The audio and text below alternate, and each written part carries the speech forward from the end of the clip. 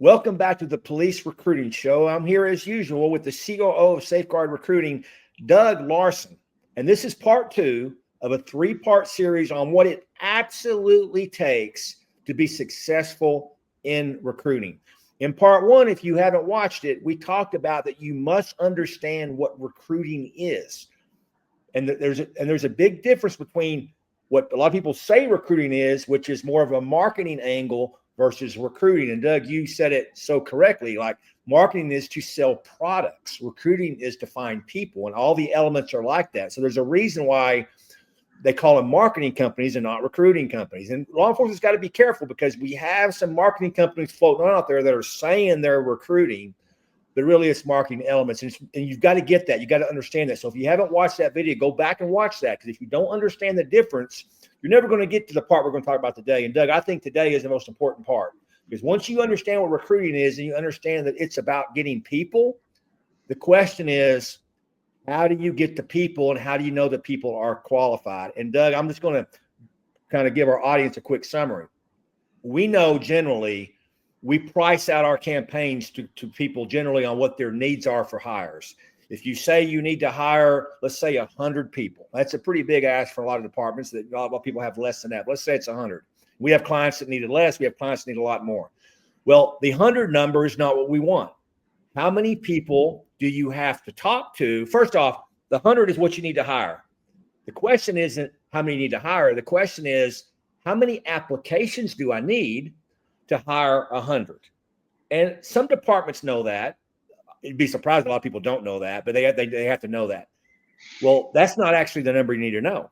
The number you need to know is, how many people do you have to get interested in your job to get the applications? And that's that first number, Doug, that you will price out to agencies. And that's how, and you've been very specific about this will give you the hires you need. And you know that from hundreds of campaigns you've done. And so, I'll make this number up. So if you need to hire 100, it's quite possible out of the 100, if you may need 1,000 applications. You may need 2,000 applications. It kind of depends on what your requirements are, what your qualifications are, and who you want to hire. So let's say you need 2,000 applications to hire 100 people. That's about a 5% conversion rate. That's on the low end, but let's just be conservative. So out of the 2,000, you may need 10,000 people that are interested to get the 2,000 applications. And Doug, this is where the problem lies, because you will talk to an agency and you will walk them through this, right? And when you say the word 10,000 to an agency that maybe got 10 applications last year, there's a real sense, and I've felt this too when I've spoken to clients, that they don't believe it. They don't believe that you can actually send them 10,000 people. That's an extreme number, because 100 hirings are a lot, but obviously it's quite possible. We have clients that we do that for. But even if it was less than that, when you say 1,000, 2,000, 3,000, you're talking, if it's a small department, they're like, how in the world do you find those? What would be your answer to that? Yeah, and we find this quite a bit, right? Even if we say, hey, at this budget, we estimate for your area what your requirements are. We're going to send you 5 people a day.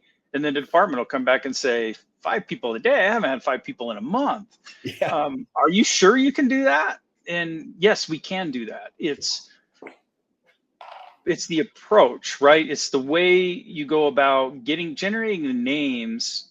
And we've kind of got this down to a science and worked that processes out. SAFEGUARD's got processes in place. We can find the people for you that are interested in working for your department. And all we do is we run custom campaigns. So whenever somebody puts in interest in moving forward, they know it's for whatever department we have done this work for. And it's very easy to come up with enough qualified, filtered people that are willing to start in the process of getting hired by a department.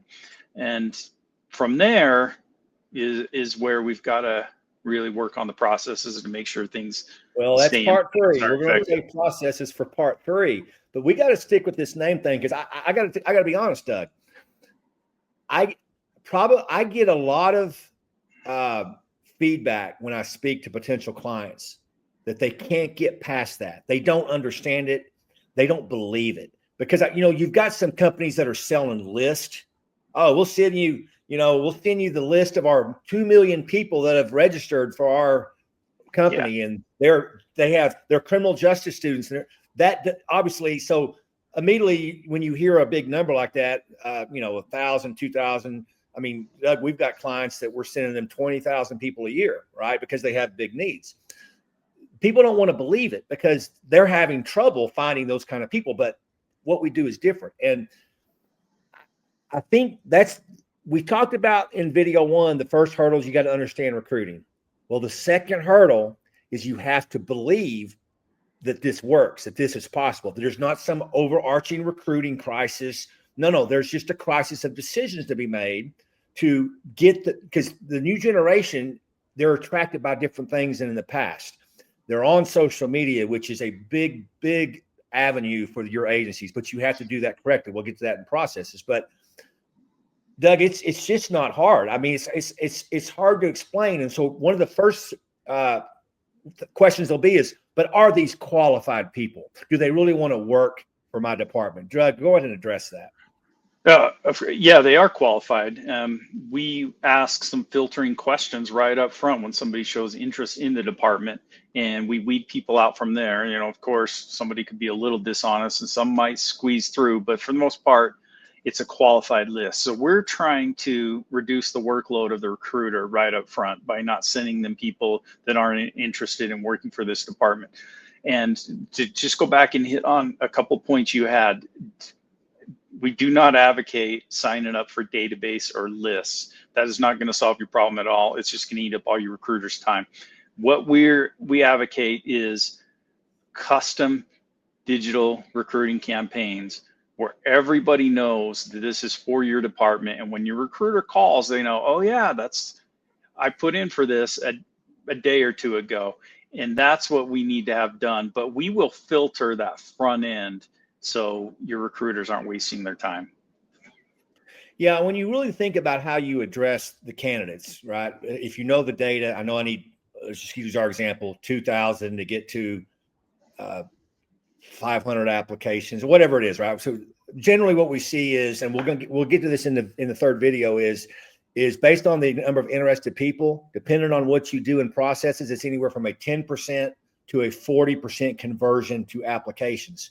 And then, once you get the applications, it's a matter of who do you want to hire, who goes through the processes, who passes the test. And you're going to see a 3 to 7%, right, trickle down from applications that you hire. And you probably already know those numbers. And so, but when you think about it, it's not unusual to consider that you could get 2,000 people interested. If your county is 100,000 people, your metropolitan area is 1 million people, you're touching all of those people, Doug. People that may not have thought about going into law enforcement. You're able to do that through technology, and you reach out to them. They may not be watching a billboard. They may not be watching a commercial, but you're able to go right to where they are, which is their telephone. And that's why you're able to do it, and you do it with confidence. I actually think the confidence you have hurts you, Doug. I have seen the reaction from potential clients that go, how many people are you going to get for us? They don't believe it. And we can't help them with that, Doug.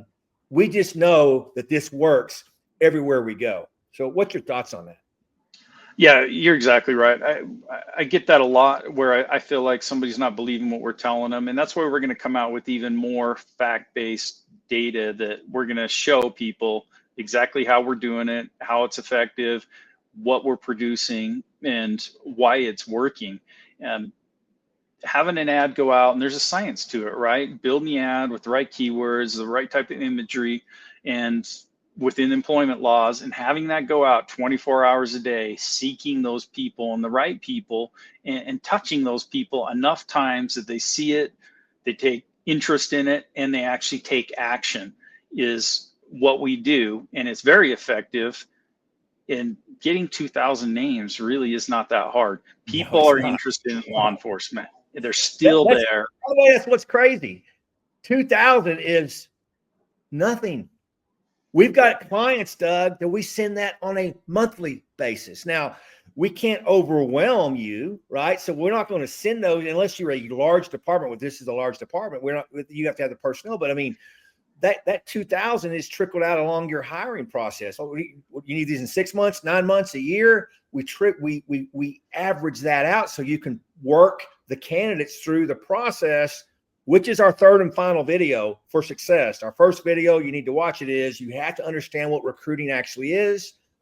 Then you have to understand the data, which is video number 2 we just talked about. You have to know not how many you need to hire, you have to know how many people you need to talk to, and then make the right decisions on how to be able to reach those people. And the third and final video to your success is, once you have those people, what processes do you need in place to make it work? And that's what we'll talk about in our next video. We'll see you then. Thanks for watching. Thanks for listening. Man, I'm pumped, Doug. This is going to be big. We'll see you in video 3.